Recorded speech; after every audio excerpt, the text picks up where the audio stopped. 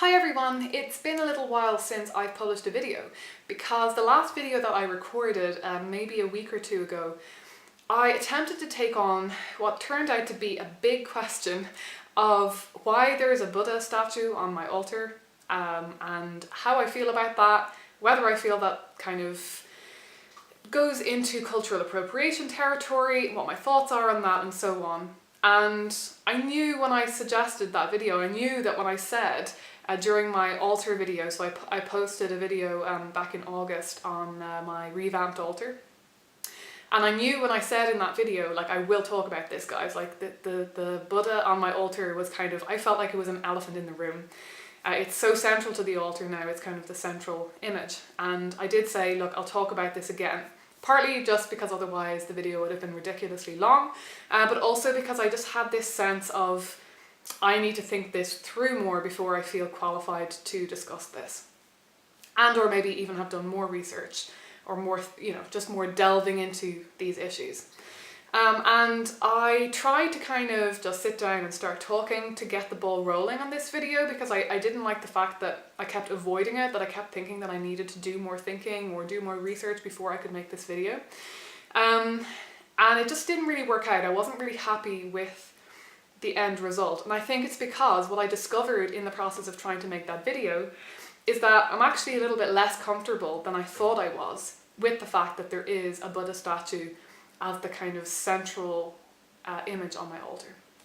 So there's kind of a lot of different ways I could go with this. There's a lot of different threads I could pick up on because it's all wrapped up in not only cultural appropriation but also the questions of what images and symbols we choose to use on our altars and why. And yeah, to what extent we feel comfortable with that and what informs our choices, and do we really think too much about our choices? Do we need to think that much about our choices if it's a personal practice? And I will say that in terms of it being a personal versus public practice, there is a difference to me between having an altar that I would never show to anyone else and having an altar that is on public display. And I think the fact that I was sharing it with you guys kind of made me more self-conscious of what images it is that I choose to put on my altar. And I don't necessarily think that's a bad thing. I think it just gets me thinking about what I feel like the ethics are of doing that, or not even just the ethics, but just the reasoning. And do I feel completely comfortable with that? Do I feel authentic in that? And yeah, I kind of discovered in the making of that video that I think the answer in some ways is maybe no, not quite. So I think to kind of briefly sum up what my realization was on that is that the problem for me with the Buddha statue being in kind of the central spot on my altar is that it's giving it a little bit too much weight and focus.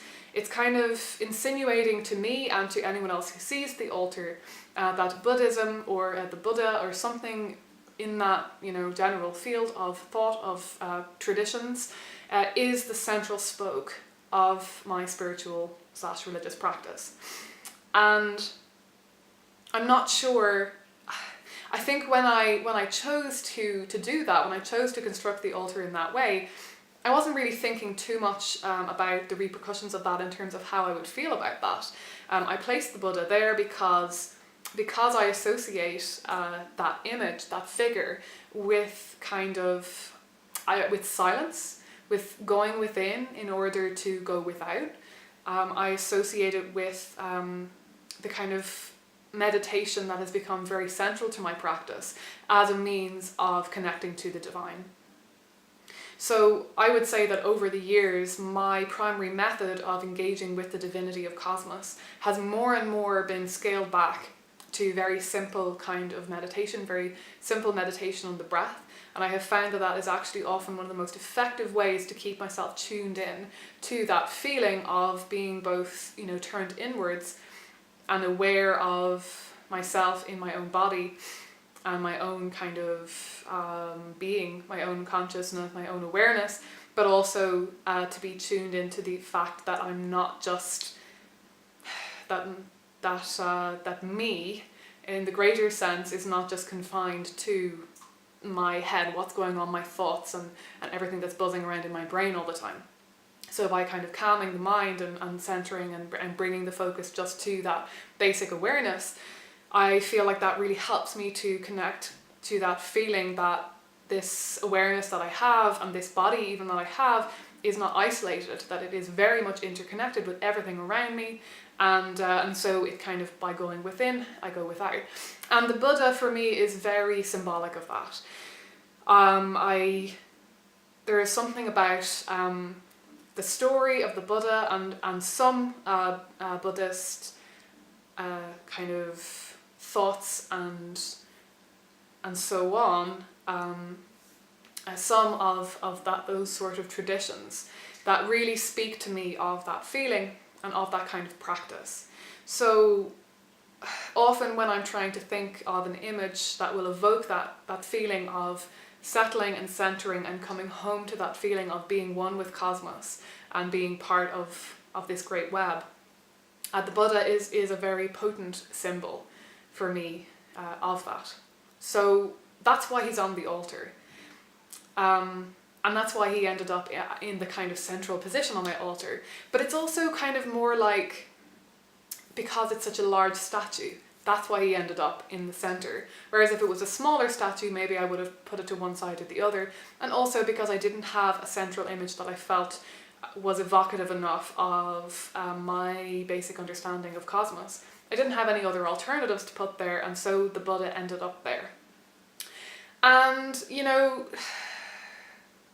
I think it was only once I started to really pick it apart and start to try explain it to you guys and talk about questions of cultural appropriation, which I'll touch on in a minute, that I realised, that it is a bit, there is a sense that that statue probably shouldn't be the central spoke. It shouldn't be necessarily in the centre, that there's something a little bit off to me about the fact that the whole altar seems built up around him. Because while there are definitely some Buddhist tenets of faith that really strike a chord with me, and certain thoughts and ideas that really resonate with me, there are others that don't, and it's never been a perfect fit, and that's why I am a pantheist and a pagan rather than a Buddhist. It's just never been something that, it's never been a world of thought, because it's so much broader than just one tradition, that has completely gelled with me. And so there's something a little bit disingenuous even maybe about that image of the Buddha in the center of my altar. And yeah, it only, like I say, it's just I'm kind of realizing that. So what I wanted to kind of talk about then was the fact that sometimes I think it can be a very positive thing to use images and symbols in ways that speak to us and to represent the things that they mean to us. I don't think that there is like any inherent harm in that. And I've kind of explained my reasons for the Buddha, kind of what he represents to me in my life and why he's on the altar. I think that is very positive. But I think also we're in danger sometimes of being a little bit lazy with our symbols and our images. And this is just from my own experience. You may disagree, but this is just what I'm gleaning from this. And that sometimes there are certain images or symbols that we have picked up from other religious traditions that have been subsumed into the West and that have come to just kind of serve as a general spiritual significator, without there being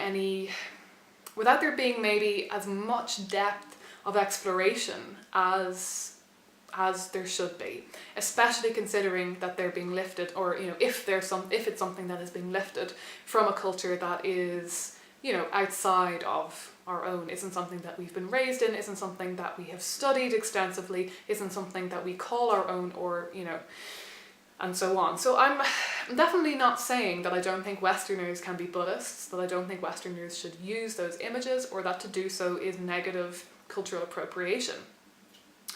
But I'm starting to have a little bit uncertainty, and to maybe have a few caveats about using those images and symbols in ways that kind of serve us, in ways that are separated from that tradition, in ways that don't fully reflect all of the practices and beliefs that are associated with that tradition.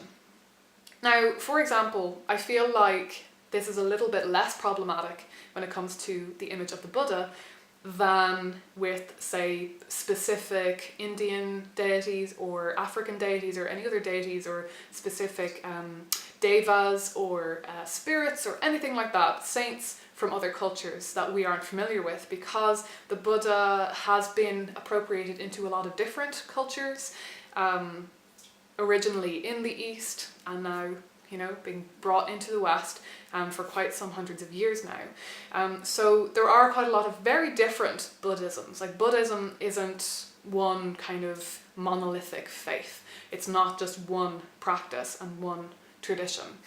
It is a myriad of traditions, and this concept of the Buddha, the image of the Buddha, it's moved around, it has transmuted, and it's been used by various different cultures. So for that reason, I've always felt a little bit more comfy with utilising that imagery in my practice without feeling too concerned about feeling like, well, I am not coming to the Buddha or revering the Buddha in a way that is kind of authentic or associated with those original cultures in which that tradition grew.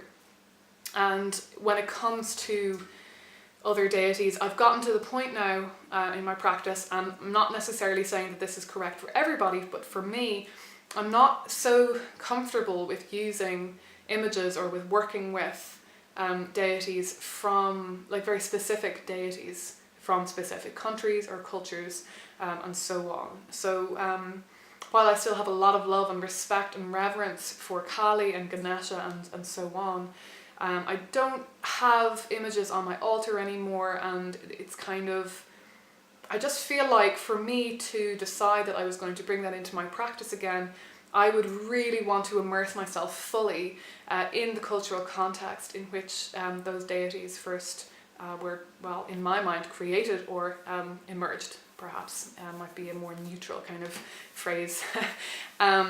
So yeah, those are kind of the reasons why I'm okay with having a Buddha statue on my altar in general. But yeah, I do think that in general, I think we do need to think a little bit about what the images are that we're bringing to our altar and why. And I mean, it's been a long time since I've listened to my Paving Your Own Path audio series or the video series, and I know that in that I'm very much an advocate of any and all imagery, anything, whatever it means to you, use that symbol. Take it out of context, mash it up with other stuff, do your own thing. I'm very much an advocate of that, but I think there need to be maybe limits to some extent as well. Just in terms of being respectful, and being respectful of the fact that as Westerners, if you are Westerners who are watching this video, I think the vast majority of you are, but not all of you are. But for those of us who have a lot of privilege, for those of us who have grown up in the West, who, whatever it is that our various types of privileges are, I'm not going to start listing them now because I know that, you know, your mileage will vary. But for those of us who have that privilege, who have kind of been raised in this kind of Western culture, we have a very long tradition of subsuming other cultures, of appropriating them, of having the power to exert and to take what we want from different places. We exert a lot of power over other cultures, and it all gets subsumed into this sort of generic pop culture milieu. And I don't know that that necessarily needs to be a bad thing, but there are power dynamics. There are definite power dynamics there. And I think as long as we're aware of that and we, you know, kind of figure out for ourselves what the most authentic way is for us to deal with that, then, you know, I think that's fine. But for me, right now, I'm coming to that realization of I want to use maybe more fresh imagery. I want to use imagery that doesn't denote any specific tradition that I am not a part of, that I do not feel like I belong in, as my kind of central imagery. So I've actually was planning for quite a while that I was going to purchase a print of a piece of art by a Canadian artist called Audra O'Clair. I'll link her down below. She's a really wonderful artist. I really love her art, really, really beautiful.